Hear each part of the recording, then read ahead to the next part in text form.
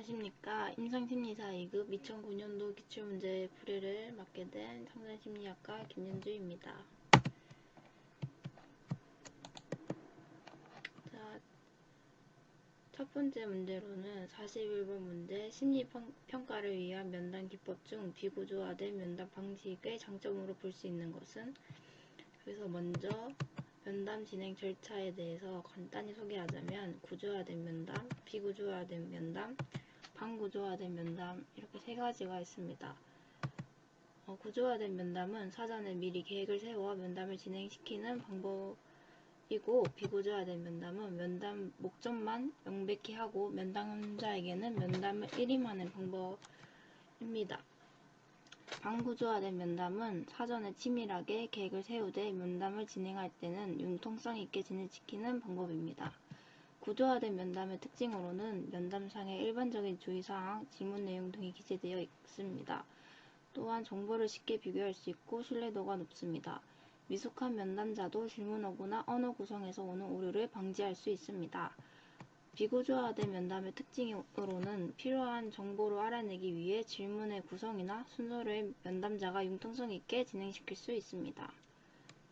반구조화된 면담의 특징으로는 구조화된 면담법과 비구조화된 면담법의 장단점을 절충한 것으로 실제 가장 많이 사용되고 있습니다. 다시 질문으로 돌아가서 첫 번째 문항을 보면 면담자 간의 진단 신뢰도를 높일 수 있다. 이 장점은 구조화된 면담의 장점으로 볼 수 있습니다.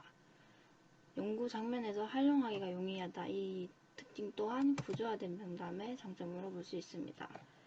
중요한 정보를 깊이 있게 탐색할 수 있다. 이것은 비구조화된 면담의 장점으로 볼 수 있습니다.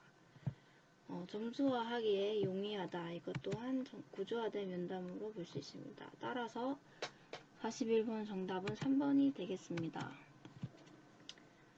42번 문제는 웩슬러 지능 검사에 대한 해석 시 주의할 점이 아닌 것은? 여기서 또 잠시 주의해야 할 점에 대해서 살짝 보고 넘어가도록 하겠습니다. 지능검사 시행 과정에서 관찰되는 개인의 행동 특징, 반응 내용은 인지적 발달과 성숙의 중요 결정 요인으로 작용할 뿐만 아니라 인지적, 성격적 평가에 있어서도 중요한 자료를 제공해 줄 수 있습니다. 지능검사는 개인이 과거에 학습한 내용을 측정하고 있습니다. 지능검사를 구성하는 과제들은 인위적인 문항 표집의 결과이므로 지능검사의 결과를 일반적인 상황에 일반화시키는 것은 신중하게 검토되어야 합니다. 검사 결과의 일반화는 검사 결과와 반응 행동을 전체적으로 종합한 임상가의 판단에 거쳐서 결정되어야 합니다. 지능검사 결과는 피검사별로 해석되어야 합니다. 지능검사의 결과는 관찰된 행동, 과거력, 다른 검사 결과들을 종합하여 해석을 내릴 때 가장 유용할 것입니다. 검사상 개인이 가지고 있다고 보는 총체적 능력 안에서 장점과 약점에 대한 분석을 개인 내적 분석이라고 합니다. 다시 문제로 돌아가서 첫 번째 문항을 보면 동작성 검사와 언어성 검사 점수의 차이는 중요한 의미가 있다. 이것은 주의해야 할 점이 맞습니다. 두 번째 문항은 개인의 내적 분석을 통해 강점과 약점이 무엇인지 알아낼 수 있다. 이것을 개인 내적 분석이라 하였기 때문에 주의할 점이 맞습니다. 세 번째 문항은 규준 분석을 통해 다른 사람에 비해 얼마나 높은지 비교할 수 있습니다. 이것 또한 맞습니다. 네 번째 문항은 단기 기억력 등 특정 능력을 한 가지 소검사에서만 측정됩니다. 이것은 소검사에서만 측정되는 것이 아니라 종합적인 고려에 의해 측정됩니다. 따라서 42번의 문제는 4번이 답이 됩니다.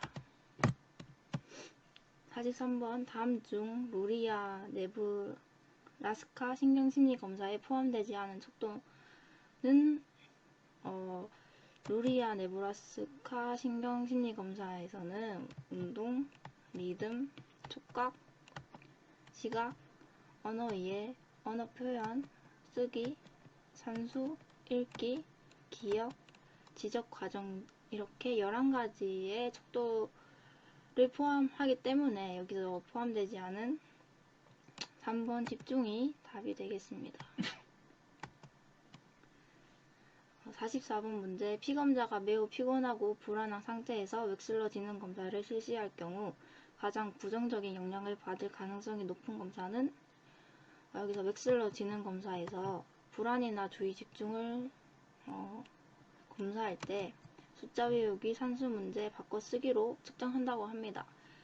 따라서 피검자가 매우 피곤하고 불안한 상태에서 부정적인 영향이 받을 가능성이 높은 검사는 여기 숫자 외우기, 산수 문제, 바꿔쓰기가 포함된 문항일 것입니다. 그래서 숫자 문제, 산수 문제, 바꿔쓰기 이렇게 둘 다 포함된 4번 문항이 답이 되겠습니다. 45번 문제. 검사, 재검사 신뢰도 방법으로 심리검사의 신뢰도를 구할 때의 단점에 관한 설명으로 틀린 것은, 두 검사 사이의 시간 간격이 너무 길면 특정 대상의 속성이나 특성이 변할 가능성이 있습니다. 이것을 성숙 효과 또는 반응 민감성 효과로 단점에 포함이 됩니다. 두 번째 문항은 반응 민감성에 의해 검사를 치르는 경험이 개인의 진 점수를 변화시킬 가능성이 있다. 이것 또한 성숙 효과 또는 반응 민감성 효과로 단점에 포함이 됩니다. 세 번째 문항은 두 검사 사이의 시간 간격이 너무 짧으면 첫 번째 검사 때 응했던 것을 기억해서 그대로 쓰는 이월 효과가 있다. 이것은 이월 효과 또는 기억 효과로 단점에 포함이 됩니다. 마지막으로 네 번째, 경비가 절감되나 시간이 너무 오래 걸린다.